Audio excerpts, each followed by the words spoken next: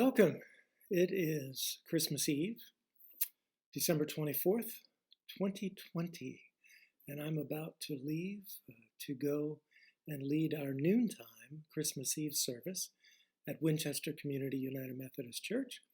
But before I depart, I wanted to make this quick video of the message that I will share. Just as a reminder, next weekend, there will not be a message, and we will not host a worship service. And we will invite you to go online and find the bishop's service for the CalPAC Conference of the United Methodist Church.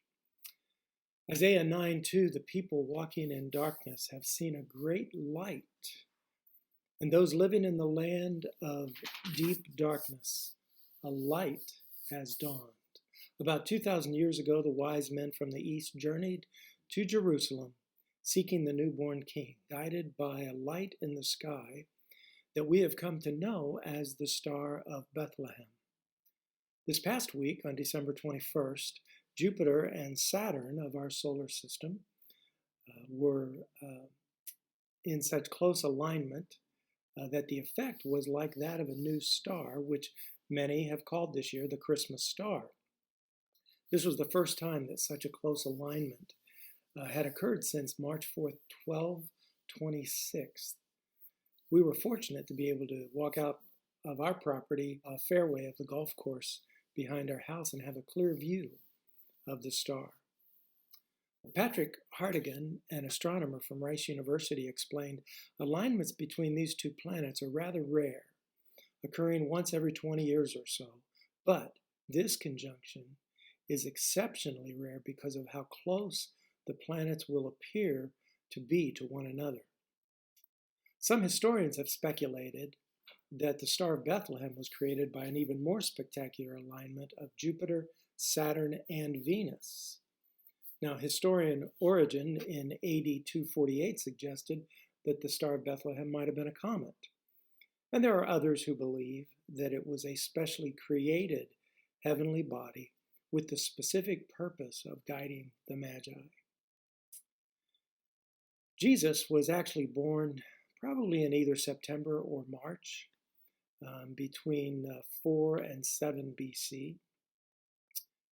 And so if that's true, why in the world do we celebrate on December the 25th?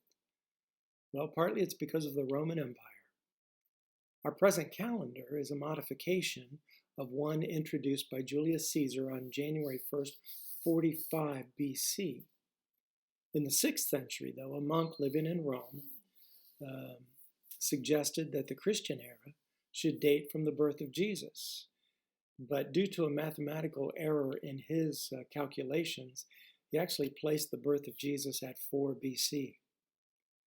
Then in AD 336, the church in Rome officially began celebrating the birth of Jesus on December the 25th. By that time, Emperor Constantine had made Christianity the official religion of the Roman Empire. The holiday, though, wasn't widely accepted by Christians. So if Jesus was probably born in March or September, why, you may ask, do we not change our celebration to one of those 2 months? Well, to quote Father Tim from the Mitford books, the tradition of a late December nativity is 18 centuries old, and I'm not messing with that. The people walking in darkness have seen a great light. When walking in darkness, light is always noticeable. And there's always been something wonderful about light. In fact, through history, much time and creativity has been devoted to creating light. Fire was originally not only a source of warmth, but also a source of light. The first lamps burned oil or animal fat. Candles were invented to provide light. Horse-drawn carriages were given lamps that burned oil. In the early 1900s, soon after the invention of automobiles, they were given headlights and taillights so they could be driven at night. We have light bulbs, lamps, flashlights, and now even our phones have flashlights on them, all because of a desire for light. The people walking in darkness have seen a great light. In A Christmas Carol by Charles Dickens, Ebenezer Scrooge is described as a greedy man with no thought of others. The story was Dickens' striking blow for the poor. Extreme poverty in his time was widespread in Britain. In fact, in London, there were terrible slums, and for the poorer classes, the average age of death was 22. But it is also a story of redemption, or as the Ghost of Christmas Past words it, reclamation.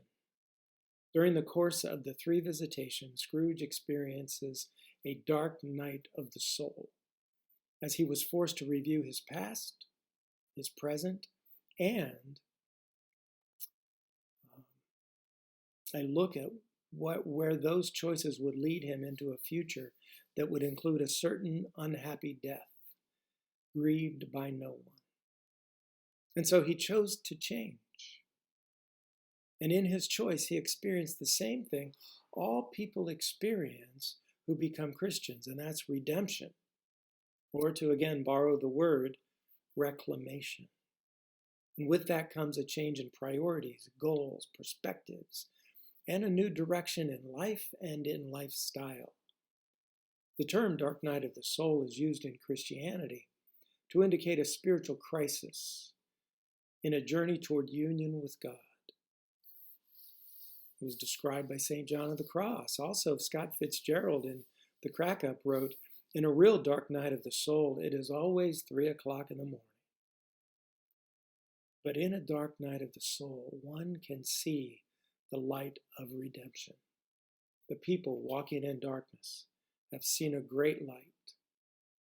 A few years ago, Rice University and the University of Buffalo conducted a survey of scientists who were atheists and their attitudes towards religion. I read about this study in the December 2011 issue of Journal for the Scientific Study of Religion.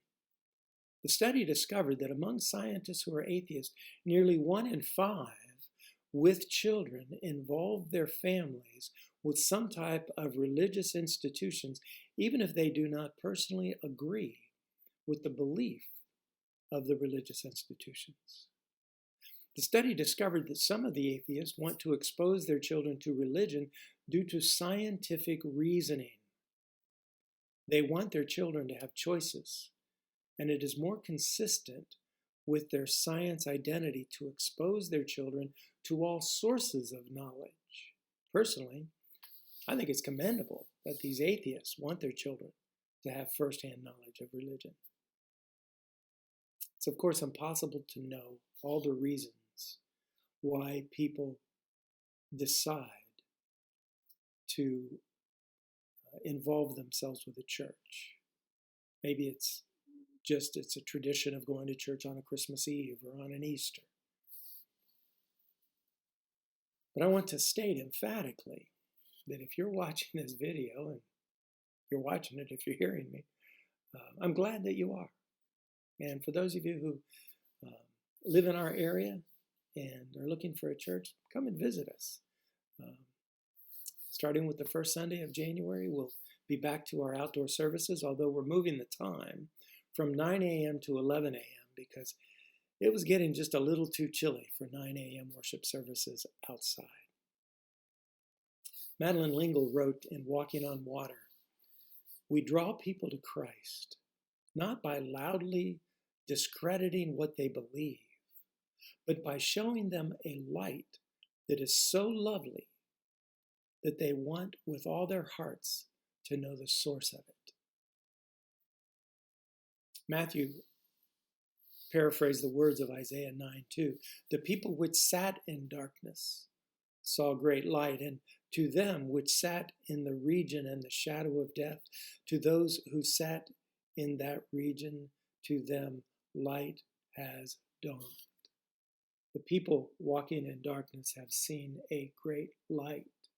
The Apostle Paul wrote in Ephesians chapter 5, "For you were once darkness, but now you are the light of the Lord." Jesus said, "I am the light of the world," and then he said, "You are the light of the world." The people walking in darkness have seen a great light. The wise men were drawn to Jesus by a great light.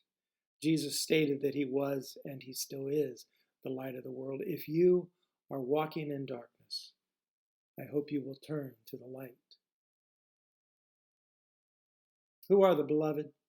Go and be the beloved.